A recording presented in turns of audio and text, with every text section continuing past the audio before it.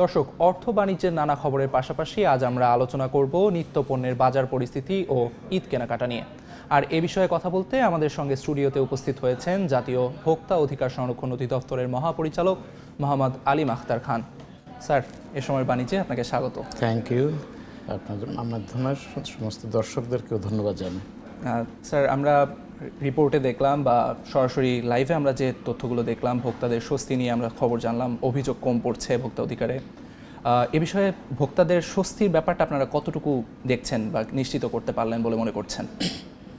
Report থেকেই বোঝা যাচ্ছে যে কম্পারেটিভলি ভোক্তারা এবার আগের তুলনায় অধিকতর স্বস্তিতে আছে। এর ভোক্তা অধিকারের পক্ষ থেকে বা সরকারের পক্ষ থেকে আগাম কিছু ব্যবস্থা নেওয়া হয়েছিল। প্রথমত, রমজান উপলক্ষে দ্রব্যের আমদানি পণ্যে এটা বাড়ানো হয়েছিল প্রায় 2 মাস আগে। তার একটা ফলাফল দেখা যাচ্ছে যে বাজারে যে প্রয়োজনীয় পণ্যের চাহিদা অনুযায়ী সরবরাহ রয়েছে।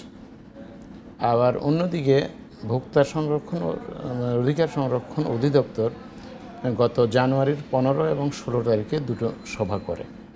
এই সভার বিষয়বস্তু ছিল প্রথমত রমজান উপলক্ষে যে সমস্ত পোশাক, প্রসাধনী বা এই ধরনের দ্রব্যের পণ্যের ব্যবসা করে। এই জায়গায় একটু আমি প্রশ্ন করি আপনাকে। ঈদ কেনাকাটায় সাধারণত যেটা হয়ে থাকে, গত বছরগুলোতে আমরা ভোক্তাদের অভিযোগ সম্পর্কে জেনেছি, স্টিকারে পণ্যের দাম একরকম লিখে রেখে তারপর সেখানে বাড়িয়ে দাম লিখে রেখে সেখানে একটা ডিসকাউন্ট বা অফার দেওয়ার একটা প্রবণতা। এবছর আপনারা কীরকম দেখছেন সেই জায়গাটিতে, বা অভিযোগ কেমন পাচ্ছেন এ ধরনের? এ পর্যন্ত অভিযোগের সংখ্যা অত্যন্ত কম।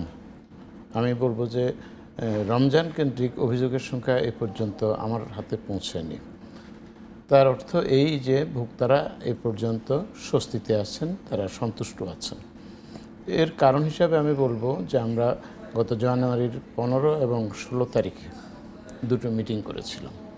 এখানে যারা পোশাক ব্যবসায়ী, বিভিন্ন ব্র্যান্ড আইটেমের যে আড়ং, বিশ্বরং, তারপরে এই ধরনের আরও অ্যাপেক্স বা বাটা, ওনাদের পক্ষ থেকে, এবং ওনাদেরকে অনুরোধ করা হয়েছিল যাতে ঈদে কোনো কারণেই ওনারা ভোক্তাদের অস্বস্তির কারণ না হয়ে দাঁড়ান।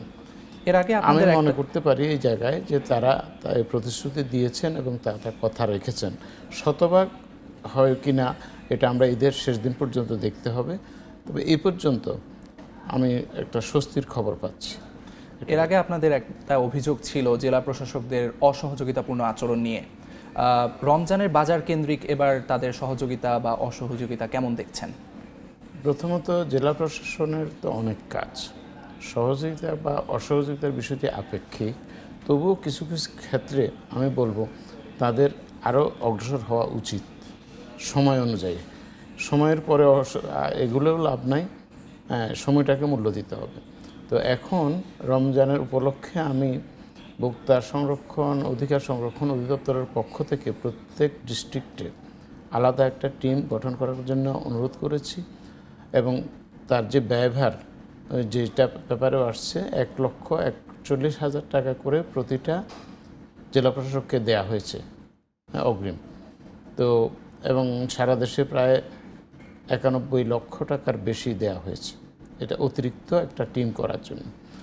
তারা নিশ্চয়ই টিম করেছেন এবং করে আজকে হলো রমজানের প্রায় 15 তারিখ। তো 15 দিনে আমি জেলা থেকেও অভিযোগের সংখ্যা কম পাচ্ছি।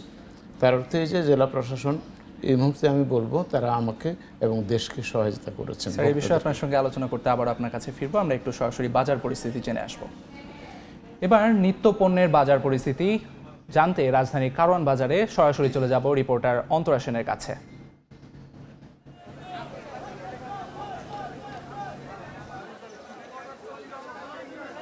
সাপ্তাহিক ছুটির দিন হওয়ায় কিন্তু সপ্তাহের অন্যান্য দিনের তুলনায় কিন্তু বাজারে ক্রেতা সমাগম কিন্তু অনেকটাই বেশি। সকাল থেকে রাজধানীর কারওয়ান বাজারের বিভিন্ন বাজার ঘুরে কিন্তু আমরা এমন চিত্রই কিন্তু দেখতে পাচ্ছি। আমি এখন আছি রাজধানীর কাঁচা বাজারে। এখানে কিন্তু প্রতি হালি লেবু বিক্রি হচ্ছে 50 টাকায়, যা রমজানের শুরুর দিকের থেকে কিন্তু বেশ কম। শশা যেখানে রমজানের শুরুতে বিক্রি হয়েছে 100 থেকে 150 টাকা কেজিতে, সেই শশা এখন বিক্রি হচ্ছে 20 থেকে 30 টাকা কেজিতে। এছাড়া করলা বিক্রি হচ্ছে 40 টাকা কেজি, কাঁচামরিচ 40 টাকায়, চিচিঙ্গা বিক্রি হচ্ছে 20 টাকা কেজিতে। আর রমজানের শুরুতে কিন্তু বেগুন বিক্রি হচ্ছিল অনেক বেশি দামে, ক্রেতারা কিন্তু 100 থেকে 150 টাকা পর্যন্ত কেজিতে বেগুন কিনেছে। সেই বেগুনের দাম কিন্তু এখন বেশ সহনীয় পর্যায়ে। গোল বেগুন বিক্রি হচ্ছে 20 টাকা কেজিতে, লম্বা বেগুন বিক্রি হচ্ছে 40 টাকা কেজিতে। বিক্রেতারা বলছেন সবজির দাম গেল সপ্তাহের তুলনায় কিন্তু বেশ কম, ক্রেতারাও কিন্তু বেশ স্বস্তি প্রকাশ করেছেন সবজি কিনতে এসে। এছাড়া আলুর কেজি কিন্তু 25 টাকা কেজিতে বিক্রি হচ্ছে, পেঁয়াজ 35 টাকা কেজি, যেগুলো গত সপ্তাহেও একই দাম ছিল। অন্যদিকে দ্রব্যমূল্যের বাজার কিন্তু বেশ সহনীয় পর্যায়ে আছে বলে জানিয়েছে ক্রেতা বিক্রেতারা। মসুর ডাল 150 টাকা কেজিতে বিক্রি হচ্ছে, মুগ ডাল বিক্রি হচ্ছে 160 টাকায়, বুটের ডাল কিন্তু 120 টাকা কেজিতে এবং চিনি বিক্রি হচ্ছে 120 টাকা কেজিতে। ক্রেতা বিক্রেতারা উভয়ই কিন্তু বাজারের বর্তমান পরিস্থিতি নিয়ে বেশ সন্তোষ প্রকাশ করেছে। এই ছিল শুক্রবারের বাজার সম্পর্কে আমার কাছে সর্বশেষ। কারণ বাজার থেকে সরাসরি যুক্ত ছিলেন সহকর্মী অন্তরা সেন। স্যার, আপনার কাছে যদি আবার আসি, আমরা বাজার পরিস্থিতি দেখলাম, সবজির বাজারের দাম অনেকটা নিয়ন্ত্রণে, দাম অনেক কম। আমরা জানি দাম বেড়ে গেলে অভিযোগটা সিন্ডিকেটের দিকে দেওয়া হয়, সিন্ডিকেটের কারণে দাম বেড়ে যায়।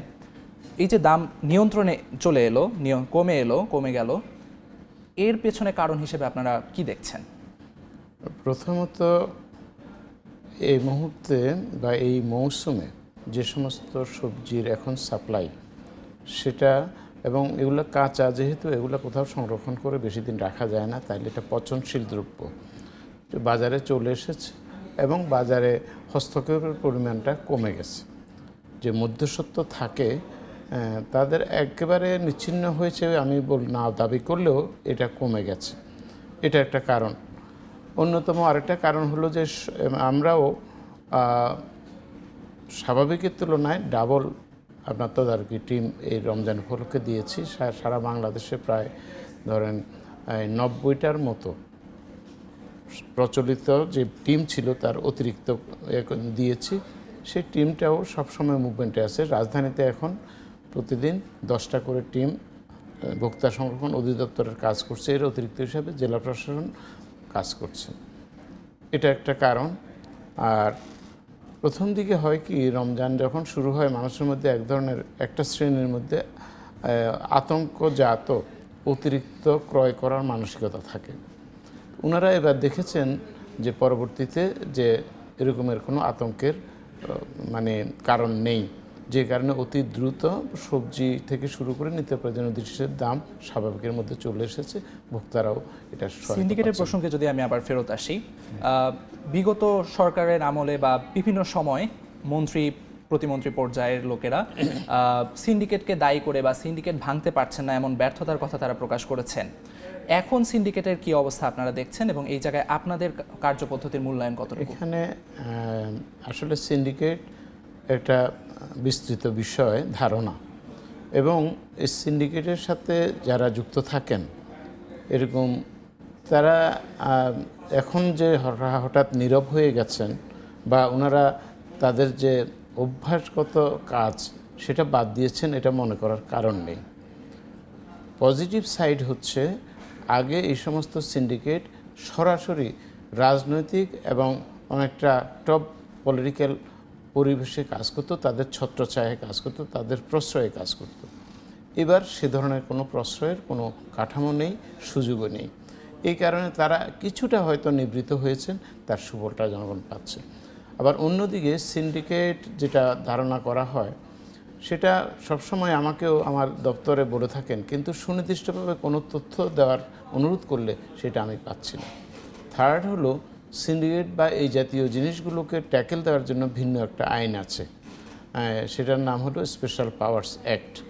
সেটার প্রধান ব্যবস্থা করে থাকেন একটা বিশেষ ট্রাইব্যুনালের মাধ্যমে, এবং সেখানে প্রসিকিউশন করে থাকেন ডিসি সাহেব with the help of the DSB. বাজারগুলো সিন্ডিকেট মুক্ত হোক এই আশায় আমরা রাখি। আর স্যার, আপনাকে ধন্যবাদ। Thank you.